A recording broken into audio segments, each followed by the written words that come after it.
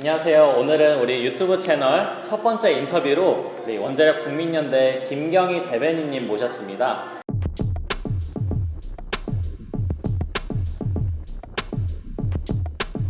네, 대변인님 안녕하세요. 네, 안녕하십니까. 네, 먼저 간단하게 자기소개 먼저 부탁드리겠습니다. 네, 저는 내 아이의 엄마입니다. 어떤 사회적인 타이틀보다도 내 아이들의 엄마라는 그런 사회적인 책임과 또 타이틀이 가장 소중하다고 생각합니다. 내 아이라니까 정말 애국자시네요. 요즘 네. 같은 우리 사회에서 먼저 그러면은 지금 다양한 지금 NGO 단체, 시민단체에서 활동하고 계신데 네. 원자력 관련된 시민단체에서 활동을 하고 계시잖아요. 네. 원자력에 대해서 어떻게 생각하시고 이 원자력에 대해서 알게 되신 계기를 한번 듣고 싶습니다. 저희 집의 아이들이 굉장히 천식이 심했어요. 그래서 아이가 4명 아이 중에 셋째와 넷째가 특히 천식이 굉장히 심했었는데 저희 셋째가 저희 집에서는 7대 독자거든요. 근데 이 아들이 축구를 굉장히 좋아하는 성악을 하는 아이였어요. 근데 축구와 성악과 미세먼지는 공존할 수가 없는 관계거든요. 근데 이 아이가 이 축구를 하면서 성악을 하면서 미세먼지를 극복할 수 있는 방법이 마스크 착용이었어요. 근데 이 마스크를 늘 상시, 심지어 이 녀석은 대회를 앞두고는 잘 때도 마스크를 쓰고 잤어요.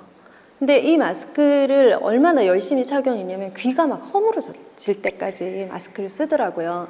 근데 축구가 너무 하고 싶어서 이 미세먼지가 많은 날에도 축구는 너무 하고 싶고 마스크를 2장씩 이렇게 겹으로 끼면서 하더라고요. 그래서 밑에 동생 같은 경우에는 내가 나의 천식이 있다는, 그래서 아주 어렸을 때부터 갑자기 숨을 못 쉬게 되고 천식의 기저질환을 자기 스스로 몸으로 이해하면서 늘 아침에 일어나면 하는 거 있죠.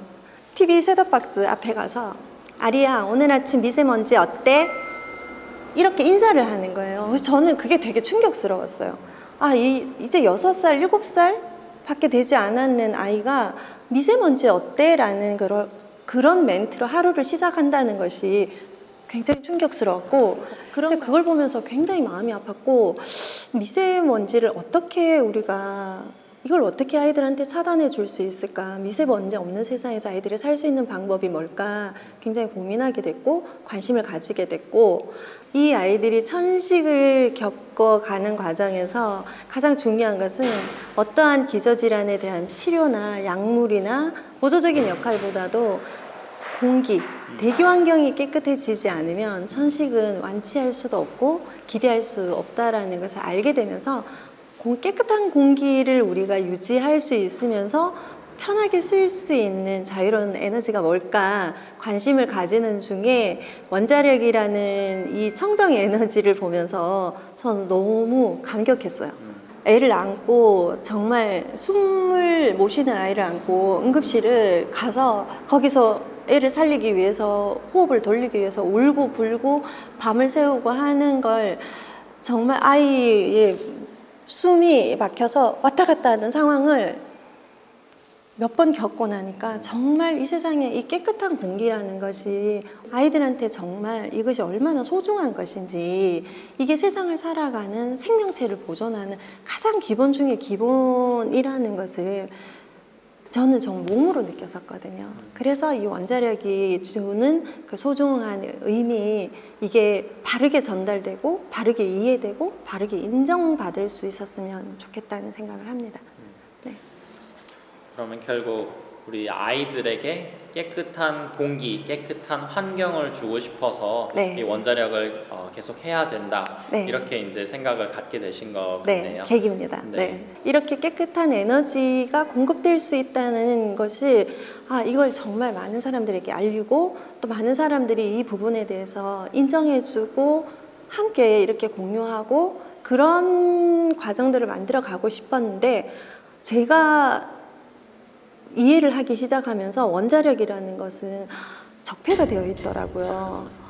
이 세상에 없어져야 할 에너지원으로 나는 정말 이 내 아이들의 건강과 깨끗한 공기를 위해서 원자력이라는 것을 만나면서 되게 충격스럽고 반갑고 기쁘고 했었는데, 사회적인 원자력에 대한 이미지라든가 또 사회적인 어떤 입장은 원자력은 이 세상에서 없어져야 할 에너지로 그렇게 이미지가 굳혀져 있는 것에 되게, 왜 이 원자력이 이렇게 됐을까, 그런 생각들을 되게 많이 했었고, 어느 순간에는 제가 이 원자력이라는 것이 정말 청정 에너지입니다. 관리할 수 있는 에너지입니다. 충분히 인간의 과학적인 기술 검증으로도 통제 가능하다.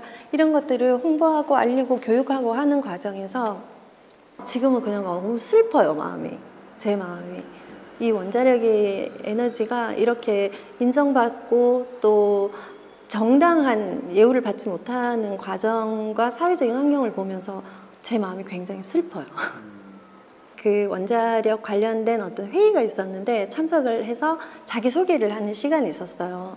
제가 사단법인 환경운동 실천협의회 대변인입니다라고 얘기를, 저를 소개했을 때 장내 분위기가 엄청나게 충격 상황이었어요. 뭐 또 왜 환경단체에서 우리 행사에 뭘 트집을 잡으려고 와서 우리를 어쩌려고, 상황 완전 순간 많은 분들이 패닉 상황이 되는 거예요. 그래서 저는 원자력에 대해서 정말 제대로 알고 싶고 제대로 이해하고 싶어서 이 단체에 가입을 하게 됐고, 그리고 내가 이 원자력에 대해서 정말 정확하게 진짜 위험한 것인지, 뭐가 얼마만큼 위험한 것인지 정말 제대로 알고 싶고, 엄마 같은 마음으로 내 아이들을 위해서 하나하나를 정말 꼭꼭 집어보고 싶어서 내가 이 단체를 가입한 것이지, 내가 여러분들을 뭐 힘들게 하고 여러분들을 뭐 어떻게 하겠다는 의미로 여기 가입한 것이 아니다.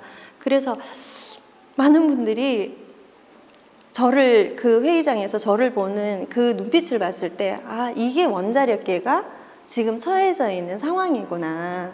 많은 사람들이 그냥 이유 없이 그냥 적개심을 가지고 그냥 싫어, 무서워, 없어져야 돼, 이런 거였구나.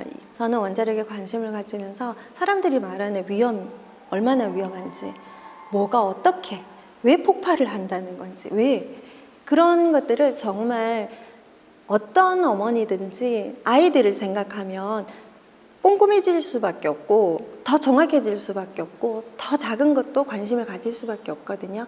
그래서 엄마 같은 마음으로 원자력에 더 관심을 가지자, 그런 의미로 이 일을 하게 됐습니다. 아주 재밌는 포인트를 짚어주셨어요. 사실 과거에는 우리 환경단체는 당연히 원자력을 네. 싫어하고, 또 반대로 원자력 하는 단체들은 이 환경단체라고 하면은 이제 무조건 이제 네. 탈원전 외치는 이제 그런 단체로 이제 생각했었는데, 대변인님 같은 경우에는 환경단체에서 먼저 활동을 하고 계셨고, 네. 그 다음에 이제 원자력을 관심을 갖게 되시고, 네. 그래서 이제 원자력을 알면 알수록 우리 아이들을 위해서 원자력 해야 되는구나를 네. 이제 더 이렇게 확실하게 알게 되신 그런 네. 네. 상황이시군요. 너무 진짜 재밌고 너무 진짜 훌륭한 그 통찰력 가지시고 이렇게 또 우리 네. 기존에 우리 사회에서 가지고 있었던 그런 편견을 깬 그런 이제 아주 좋은 사례라고.